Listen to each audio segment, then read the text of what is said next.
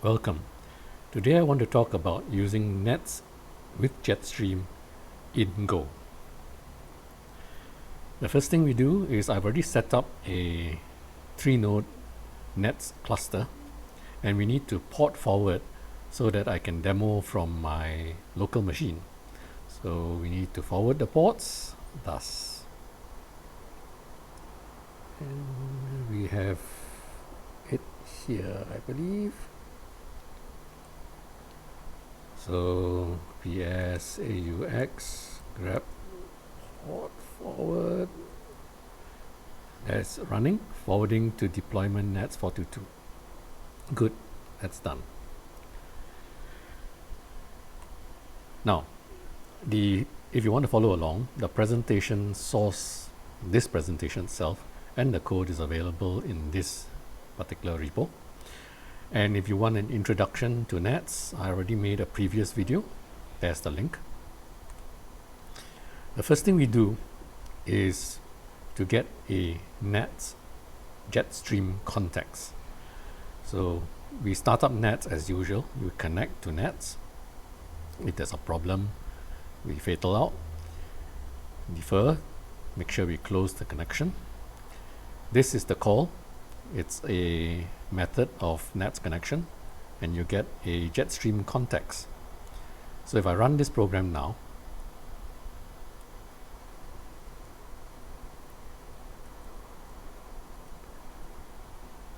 the JetStream context looks like that. Let's go ahead and programmatically create a JetStream stream. So that's our JetStream context. Remember to close the connection. Our stream name is TST to differentiate it from TEST. We have some command line flags. If it is not delete mode, we want to create the stream. If it is not, we want to delete the stream. So I wrote a special stream package, which we'll see right now. So create, what it does is it gives you a helpful printout. It uses the JetStream context add stream method, and this is the stream configuration. It's got a given name. Here it's subscribing to two particular subjects, everything under test dot and test itself. Now max age by default is 0, which means keep forever. I made it explicit here. We want to store it in a file system, and if we can't add the stream, we panic. Pretty print is just a utility to, well, pretty print out the stream info. And delete, all it does is it calls the JetStream context delete stream. So let's run this command.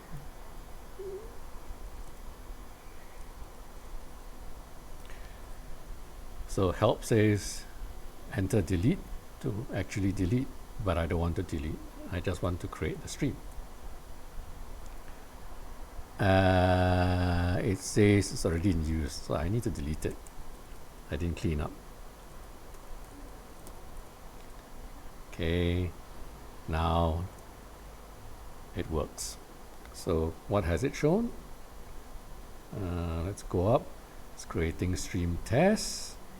The name is TST, the subjects, this is JSON escaping, that's the greater than sign. So on and so forth.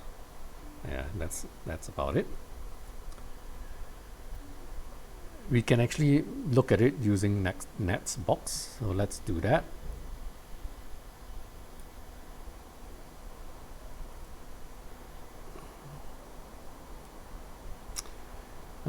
There are two boxes here. I'll choose one.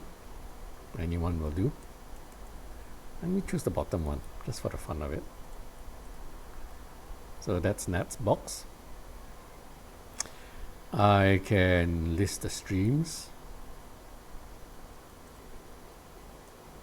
So -s says connect to the NATS server inside Kubernetes. So TST has been created. The info is similar to what we have seen just now.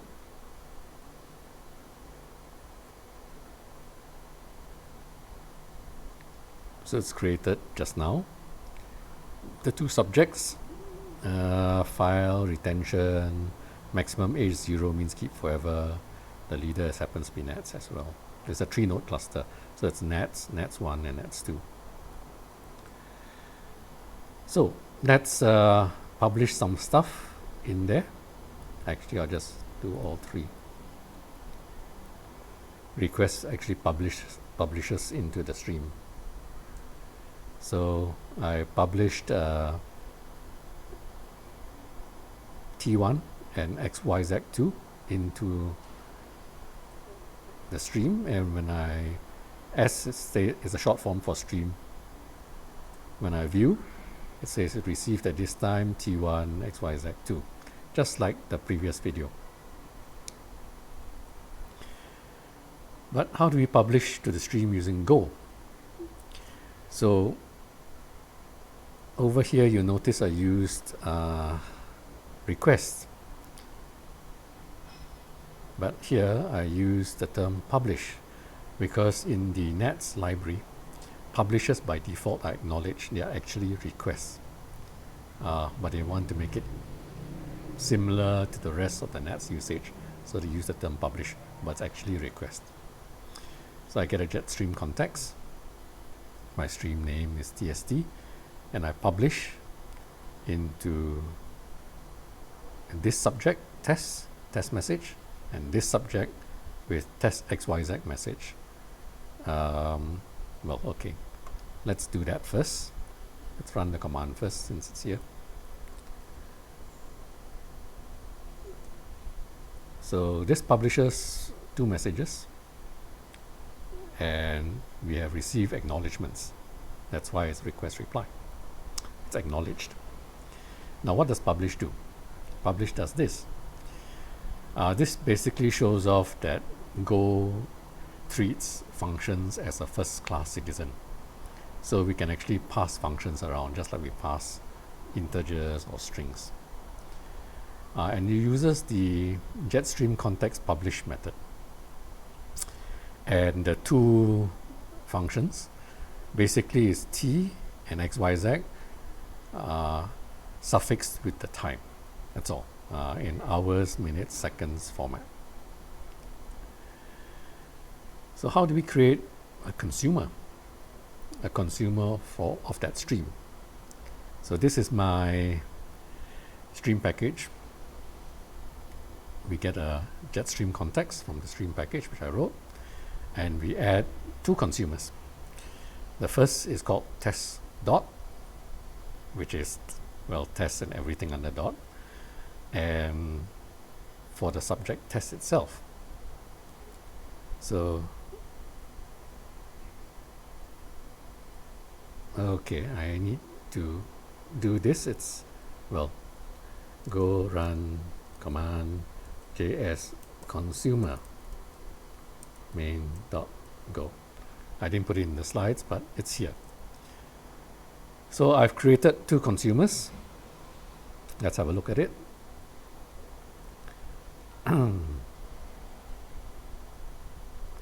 So the first consumer is called test dot with those policies,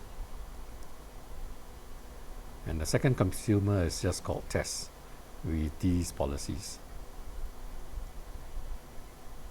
All right, so let's have a look at it in NATS box.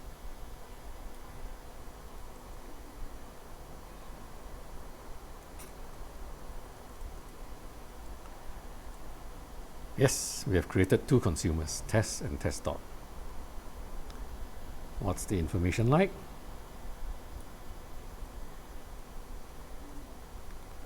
Well, it says test dot filter subject.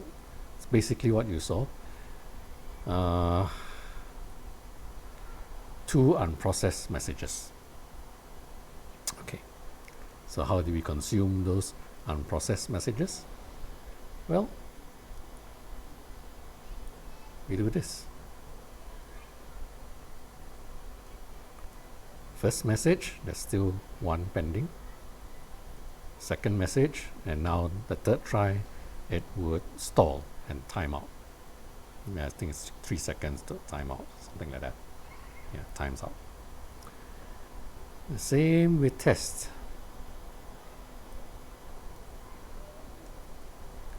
One pending, second one done, and the third one will time out. Equals, yeah, timeout. Right. How do we consume the stream with Go? Again, we get a NATS JetStream context. And I have a pull sub routine, private routine here, but let me explain.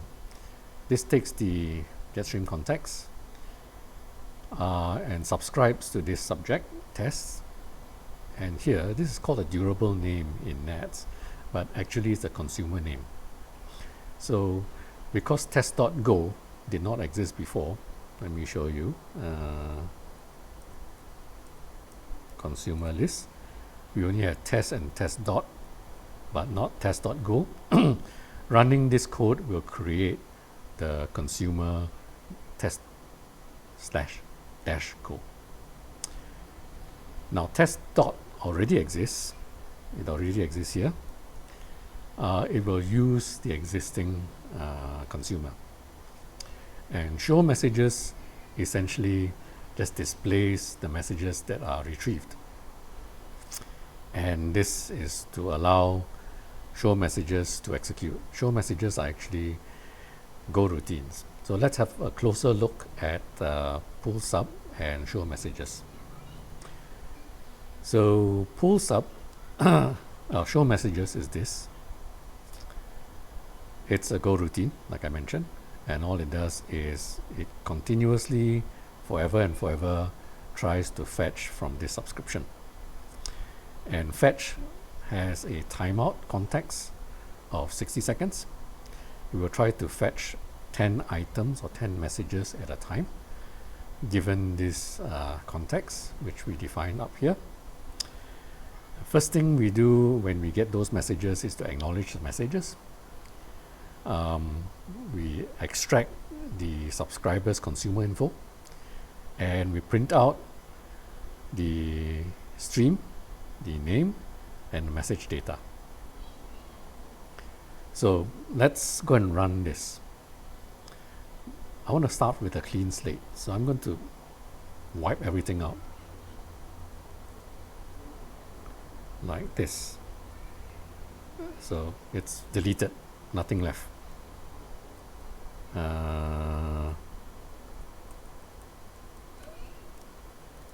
No streams defined. Good. Now, as before, I'm just going to create the stream, publish, and create consumers like thus. Go not found. Oh, wrong place. Sorry. It's here.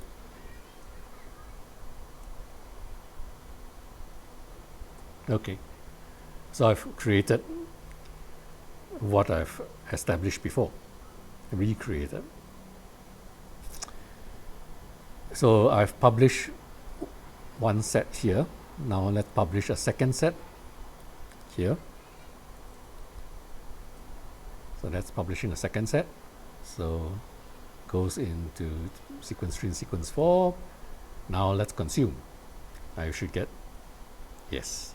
So this is the first set at 7:08 GMT UTC and 7:08:21. So that's how we consume programmatically from Go, JetStream from Go.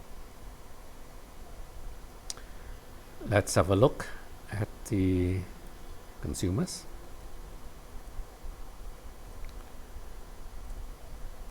So as I mentioned, test and test dot were created previously using, consume created test.go.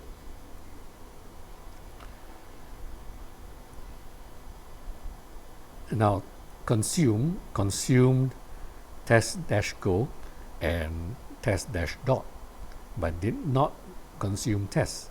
So we still should have two messages here. Let's verify that. Yes, there's one pending, one more, and the third one should time out. I don't want to wait that long. All right. And test dot should have no messages because consume had consumed it. Let's verify that. Yes, no messages because it's fully consumed. Again, the presentation source code and the code to all my code examples is given in this repo. Thank you. My name is Yu Yin and I work for Zendit.